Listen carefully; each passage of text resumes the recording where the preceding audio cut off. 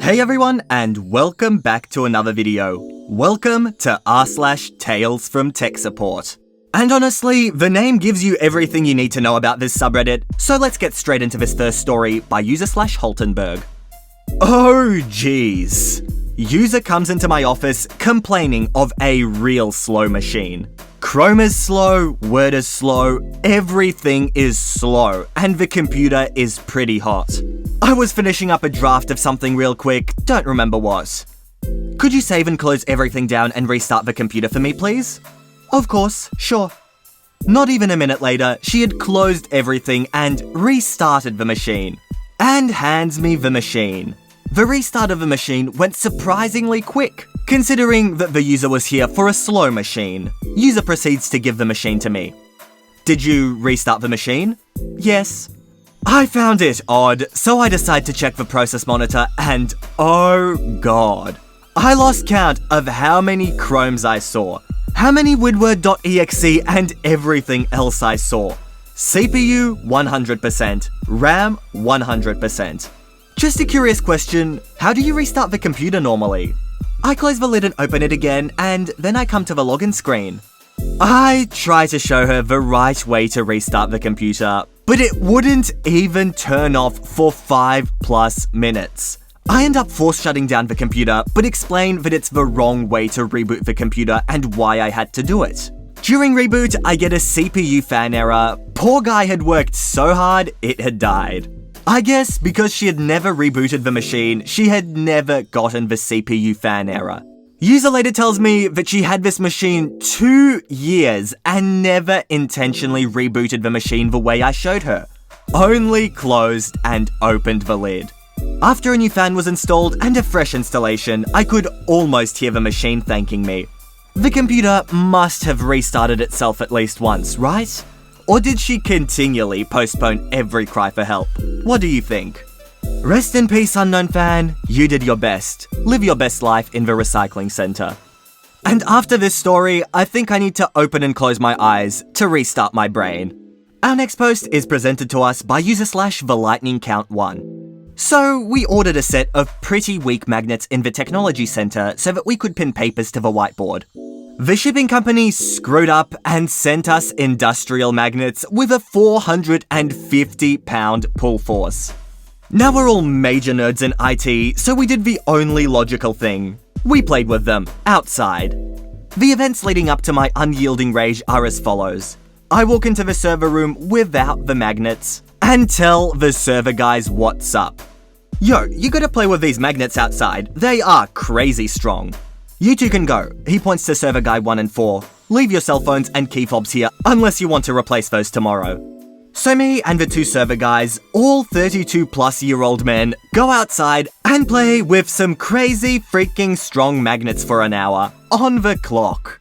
We all come back in and talk about a server issue when server guy 2 shows up from his extended lunch. Yo, you guys played with these yet? He walked into the server room with 2 magnets. He hands them to server guy 3, who looks at them for a second. Dude. Server guy 2 grabs the magnets. What? It's just a few magnets. He sticks them to the metal frame of a server rack. Everyone kind of just froze for a second, expecting this dramatic thing to happen. Nope. I breathed a sigh of relief and resisted the urge to make this server tech disappear.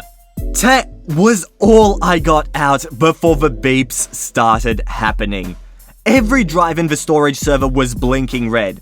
Every single one.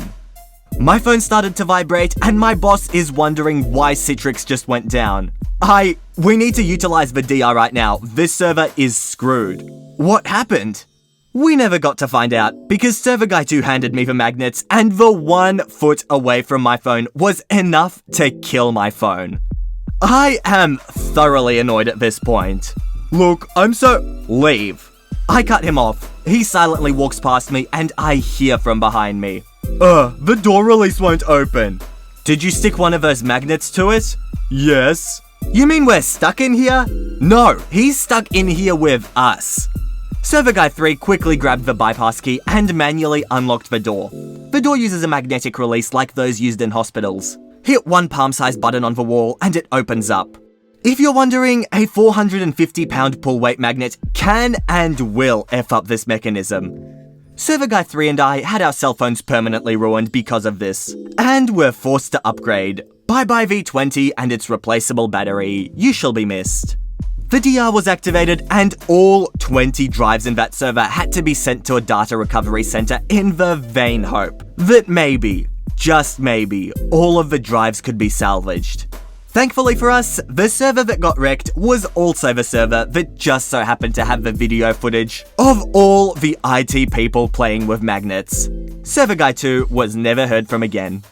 Ooh, funny story. Back when I was 7 years old or something, I had a set of those little small magnetic balls. They're called something like Neocube or Bucky balls. I'll show you a picture on the screen. And being the 7-year-old dumb self that I was, I didn't know that magnets could destroy computers.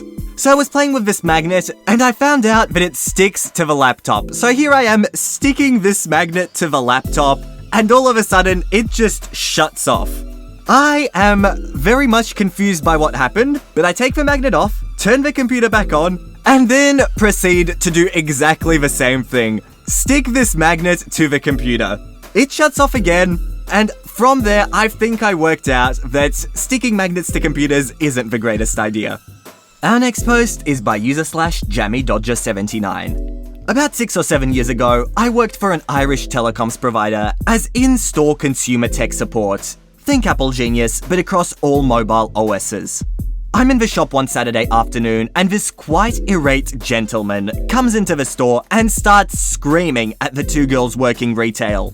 We had breached his privacy, destroyed his marriage, and he was going to sue everyone involved individually as well as the company. Guy was being quite intimidating and loud, so I came out from my cave and took over the interaction.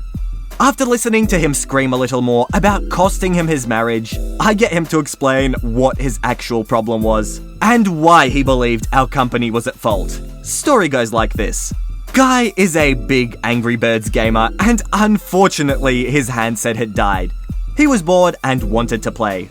So he took his wife's phone, same model, and now she has his text messages with his side piece and has thrown him out of the house.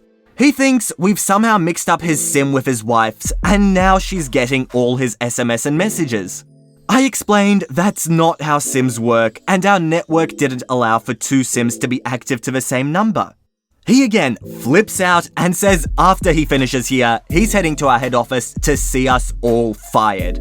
To try and figure out what's been going on, I ask if I can have a look at his handset. Honestly, I'm expecting an Android with root and some kind of spyware. Anyway, he pulls out a Nokia 610 on Windows OS, and the penny drops for me. I asked him when he used his wife's phone. Did he use her Windows login or his? He said his, of course. He wanted to be sure he tracked his Angry Birds progress and she didn't have it installed. So I asked him if he read the pop-ups before he clicked accept. Angry Guy said, "Who reads those? All I wanted was a quick game of Angry Birds." I then explained to him that on Windows OS, when you sign into an account, that all messages are shared and replicated across all devices. That is such, when he signed into his wife's phone and didn't sign out, that he allowed his messages to be seen by her. And it wasn't a network or technical issue.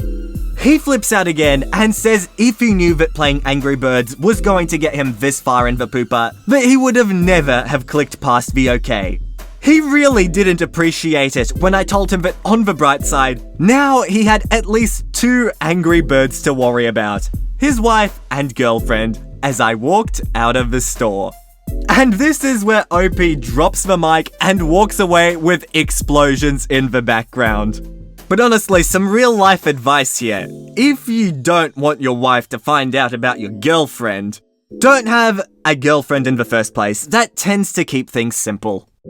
But alright everyone, that's it from me for today. I hope you enjoyed this little video, and if you did, make sure to subscribe to the channel for Reddit videos every second day. But with that said, that is it from me. I hope you all enjoyed, and all I want to do is see you all here next time. See you later, guys.